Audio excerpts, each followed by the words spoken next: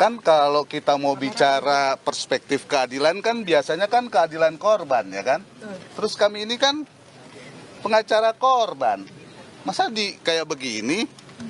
Kang Asep, sebenarnya siapa yang memang berhak untuk hadir dan mengikuti proses rekonstruksi ini? Terutama dalam posisi tadi Komarudin dan rekan-rekan selaku kuasa hukum dari keluarga korban. Apakah memang seharusnya bisa ikut menyaksikan proses rekonstruksi atau bagaimana, Kang Asep?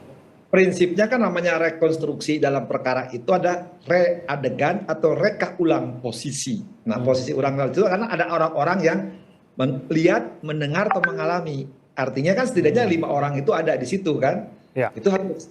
Nah sekarang kan kalau pengacaranya itu kan almarhum J itu kan dia kan pengacara nggak tahu dong kejadiannya kan.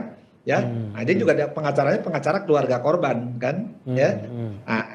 Nah disitulah sebenarnya ya yang harus hadir itu sekali lagi yang waktu itu ada di kejadian.